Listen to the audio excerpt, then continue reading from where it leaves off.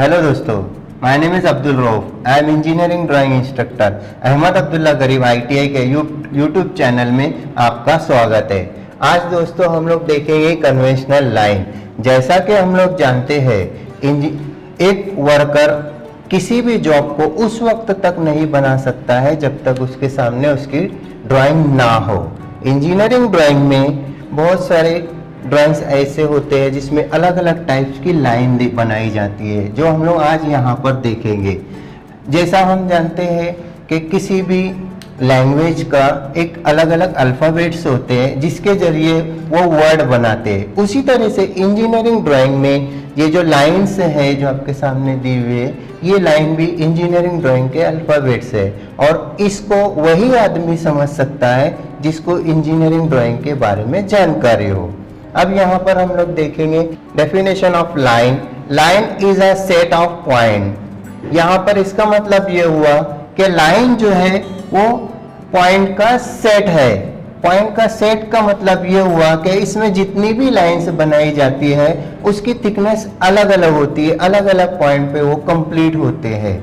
उस लाइन दो प्रकार की पाई जाती है आमतौर पर, स्ट्रेट लाइन और कर्व लाइन। अब इंजीनियरिंग ड्राइंग में ये लाइन इस्तेमाल होती है। नंबर 1 है कंटिन्यूअस थिक, जैसा कि आप लोग यहाँ पर देख रहे हैं, जिसकी थिकनेस का डायमेंशन दिया हुआ है 0.5 mm। इसका नाम है विजिबल आउटलाइन और ऑब्जेक्ट लाइन। इस लाइन का इस्तेमाल, इस लाइन का यूज हम लोग इंजीनियरिंग ड्राइंग में बाहरी कोई भी किसी भी ड्राइंग का आउटर पोर्शन दिखाने के लिए करते हैं और ये लाइन कंटिन्यूअस थिक बनाई जाती है। जैसा कि यहाँ पर आपके सामने ड्राइंग दी हुई है, इस ड्राइंग में ये लाइन, ये सब लाइनें जो है विजिबल आउटलाइन के तौर पर इस्तेमाल की गई है। नंबर 2 है कंटिन्यूअस थिन। कंटिन्यूअस थिन, इसका भी एक डायमेंशन दिया हुआ है जिसका थिकनेस होती है 0.2 mm। इस लाइन में बहुत सारी लाइन आपको यहाँ पर दिखाई दे रही है। नंबर 1 है इसमें extension line. Extension line, dimension line, section line, projection line और leader line. Extension line dimensioning करने से पहले जो लाइन बनाई जाती है उसे हम लोग बोलते हैं एक्सटेंशन लाइन। उसके बाद उसके ऊपर बनाई जाती है डायमेंशन लाइन। ये लाइन जो है हमारी डायमेंशन लाइन है। डायमेंशन लाइन और एक्सटेंशन लाइन जहां पर परपेंडिकुलर जॉइन होती है वहां पर बनाया जाता है एरो हेड, जो आपके सामने यहाँ पर ड्राइंग में दिया हुआ है। और डायमेंशन लाइन के एरो हेड बनाने के बाद हम लोग उस पर न्यूमरस लिखते, मतलब कि उसकी डायमेंशनिंग कितनी हो, उसकी लेंथ है, हाइट है, विड्थ है, जो भी है। उसके बाद आते हैं सेक्शन लाइन। अब सेक्शन लाइन ये आपके सामने ये बनी हुई है। सेक्शन लाइन का इस्तेमाल हम लोग उस जगह करते हैं जहां पार्ट को हमको कट करके इंटरनल पोर्शन शो करना होता है, उस जगह पर हम लोग सेक्शन लाइन का इस्तेमाल करते हैं। उसके बाद आती है हमारी प्रोजेक्शन लाइन। प्रोजेक्शन लाइन का ये जो होती है, जिस तरीके से ऑर्थोग्राफिक प्रोजेक्शन में हम लोग देखते हैं कि 3 व्यू या बहुत सारे उसके व्यू बनाने पड़ते हैं। आमतौर पे यहाँ पर आपके सामने दिए 2 ड्राइंग दी हुई है, इसमें 2 व्यू दिए हैं। एक किसी ऑब्जेक्ट के 2 व्यू बने हैं। इसको व्यू को एक जगह से दूसरी जगह प्रोजेक्ट करने के लिए हम लोग प्रोजेक्शन लाइन का इस्तेमाल करते हैं। उसके बाद आती है हमारी लीडर लाइन। लीडर लाइन का इस्तेमाल हम लोग ड्राइंग से हटकर किसी डायमेंशन को हम लोग को बताना है तो उस जगह हम लोग लीडर लाइन का इस्तेमाल करते हैं। जैसा आपके सामने बनी हुई है, यहाँ पर इस सर्कल का डायमीटर हम लोग ड्राइंग से हटकर बाहर बता रहे हैं, मतलब डायमीटर 30। उसके बाद आते हैं हम लोग सेंटर लाइन। यहाँ पर आपको दी हुई है सेंटर लाइन। सेंटर लाइन अब ये बनी हुई है, एक बड़ा डैश, एक छोटा डैश, एक बड़ा डैश, एक छोटा है, इस तरह डैशेस की चेन से बनाई जाती है, जैसा कि आपके सामने है। डैश सेंटर लाइन का इस्तेमाल हम लोग किसी भी ड्राइंग में सिलेंड्रिकल पोर्शन का सेंटर बताने के लिए करते हैं। अब इसमें बहुत पॉइंट्स है। नंबर 1 है ये लाइन बड़े डैश से शुरू होती है और बड़े डैश पर ही खत्म होती है, जैसा कि आपके सामने ड्राइंग दी हुई है, लाइन दी हुई है। उसके बाद इस छोटे डैश बड़े डैश का डायमेंशन जो होता है वो 10 to 12 mm तक हम लोग उसको ले सकते हैं, लेकिन अगर एज पर ड्राइंग अगर ये ड्राइंग बड़ी है तो हम उसके डायमेंशन को बढ़ा भी सकते हैं।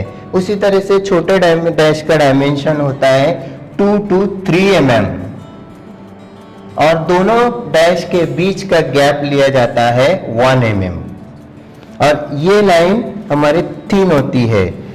दूसरा, यहाँ पर जब दो सेंटर लाइन एक दूसरे को इंटरसेक्ट करती है, मतलब कट करती है, तो उस जगह पर दोनों सेंटर लाइन के छोटे डैश मिलना चाहिए। फॉर एग्जांपल के तौर पर यहाँ पर मैं बनाता हूँ आप लोगों को,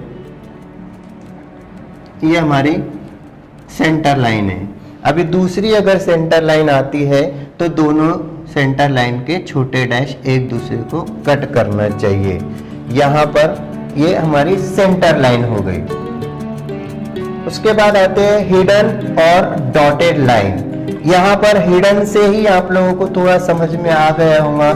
हिडन मतलब छुपा हुआ हिस्सा।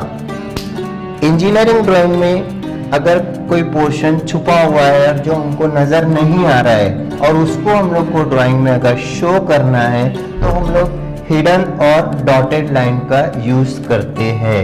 ये लाइन भी छोटे छोटे डैशेस से बनाई जाती है। डैशेस का डायमेंशन होता है 2 to 3 mm और डिपेंड अपॉन अगर ड्राइंग हमारी बड़ी है तो ये डैशेस को हम बड़े भी बना सकते हैं। जहाँ पर डॉटेड लाइन एक दूसरे को इंटरसेक्ट करते हैं वहाँ दोनों डैश एक दूसरे को क्रॉस नहीं करना चाहिए। उस जगह पर परपेंडिकुलर एक डैशेस मिलना चाहिए। फॉर एग्जांपल के तौर पर अगर मैं आपके सामने एक डॉटेड लाइन बनाता हूं तो जब डॉटेड लाइन एक दूसरे को इंटरसेक्ट कर रही है तो उस जगह पर इस तरीके से हमारी डॉटेड लाइन एक दूसरे को पास होती है। उसके बाद देखते हैं हम लोग कटिंग प्लेन लाइन। ये लाइन बिल्कुल सेंटर लाइन के जैसी ही बनी होती है, लेकिन इसका पहला बड़ा डैश और आखिर का बड़ा डैश डार्क होता है। इस लाइन का इस्तेमाल किसी भी ड्राइंग को कट करने के लिए किया जाता है। इस लाइन का अधिकतर इस्तेमाल असेंबली ड्राइंग्स को बताने के लिए किया जाता है।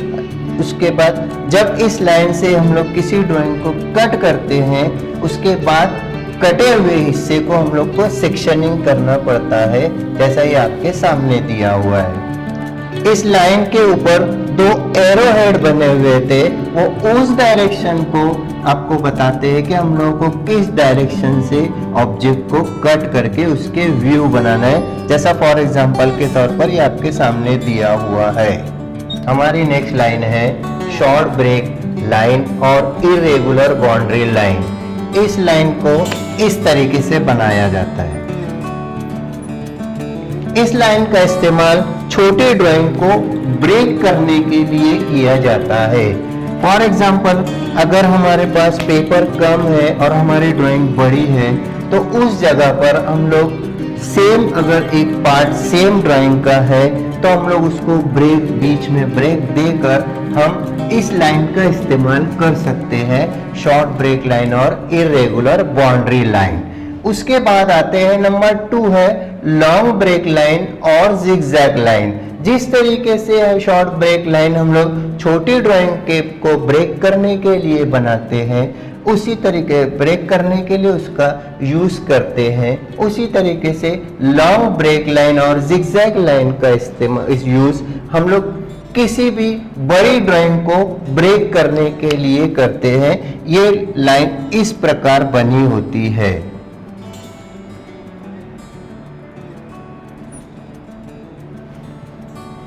इसका यूज जो है हम लोग किसी भी बड़ी ड्राइंग को ब्रेक करने के लिए करते हैं। आई होप आपको आज का ये हमारा ये चैप्टर समझ में आया होगा। तो हमारे चैनल को शेयर कीजिए, सब्सक्राइब कीजिए, लाइक कीजिए और बेल आइकन को प्रेस करना ना भूलें। Thank you.